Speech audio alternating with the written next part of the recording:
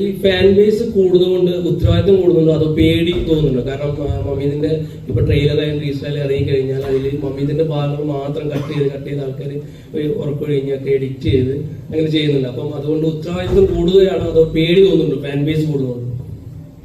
പേടി തോന്നുന്നില്ല.